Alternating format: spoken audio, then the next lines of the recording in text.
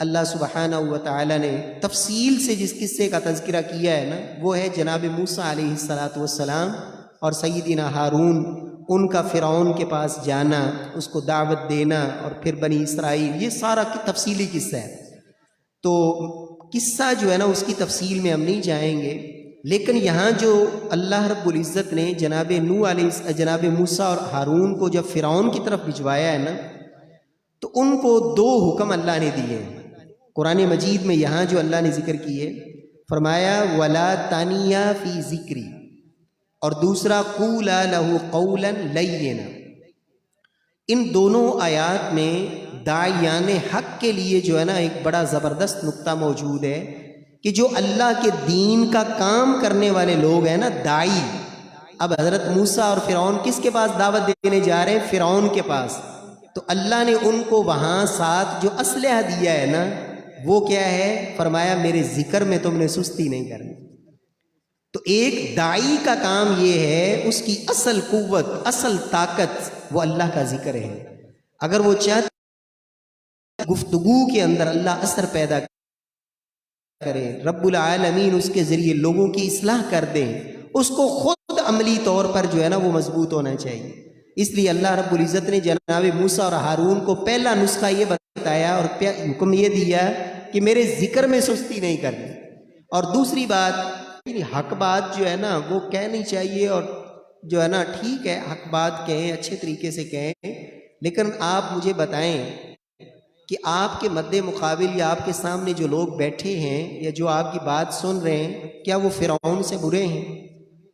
اور آپ جتنے مرضی حق پرست ہیں، کیا آپ موسیٰ علیہ السلام سے زیادہ حق والے ہیں؟ لیکن رب العالمین نے جب موسیٰ اور ہارون کو فرعون کی طرف بھی بھجوایا نا، تو کیا فرمایا؟ قُولَا لَهُ قَوْلًا لَيِّنًا۔ اس سے جب جا کے بات کرنی ہے، اس کو دعوت دینی ہے تو نرمی سے۔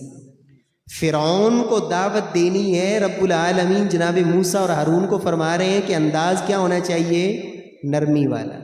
اور نبی صلی اللہ علیہ وسلم نے پوری زندگی آپ صلی اللہ علیہ وسلم کو سامنے آ کے یہودی بد دعا دے رہے ہیں، اور اللہ کے رسول صلی اللہ علیہ وسلم نے سن لی، جواب بھی دیا، لیکن شدت نہیں، سختی نہیں۔ سیدہ عائشہ نے فرمایا وَعَلَيْكُمُ السَّامُ وَاللَّعْنَةُ۔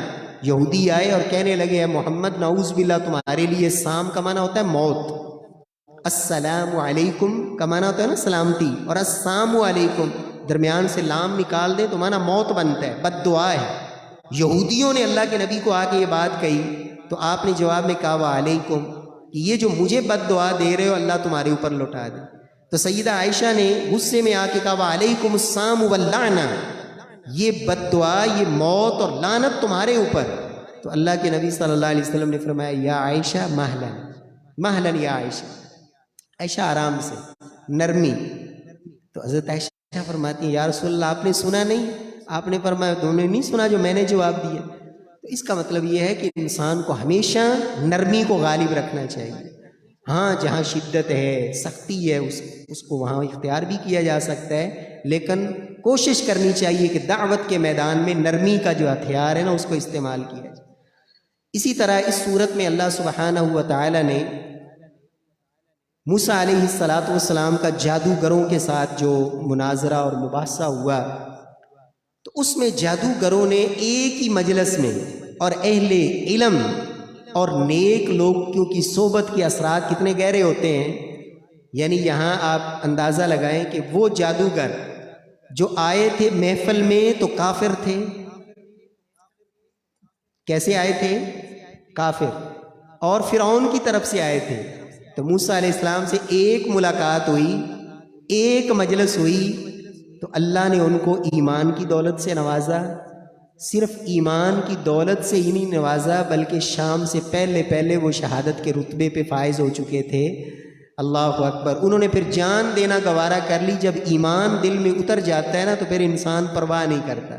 فرعون نے کہا میں تمہارے ہاتھ کاٹوں گا، تمہاری ٹانگیں کاٹوں گا، تمہیں کھجور کے تنوں پر جو ہے نا وہ تمہیں پھانسی پر لٹکاؤں گا۔ تو یہاں انہوں نے کیا کہا؟ فَقْضِ مَا أَنْتَ قَاضٍ، اس کا معنی یہ ہوتا ہے تو جو تیرے کو جو ہندہ ہے کر لے، جو کرنا ہی کر لے۔ اللہ اکبر۔ یہ ہے ایمان، یہ ہے استقامت۔ جب ایمان اندر اتر جاتا ہے نا تو پھر انسان کو پرواہ نہیں ہوتی کہ میرے اوپر کیا بیت رہی ہے، مجھے کیا آزمائش آ رہی ہے، اسے یہی ہوتا ہے کہ میرا اللہ راضی ہو جائے۔ تو یہ جادوگر ایک موسیٰ علیہ السلام کی محفل اور مجلس میں اللہ نے نیک لوگوں کی صحبت کے اثرات یہ رکھے ہوتے ہیں۔ تو یہاں مفسرین لکھتے ہیں کہ اصبحوا سحرا و امسوا شہدا، صبح کے وقت جادوگر تھے، شام کے وقت شہداء تھے۔ یہ رب العالمین نے ان کو سعادت بخشی۔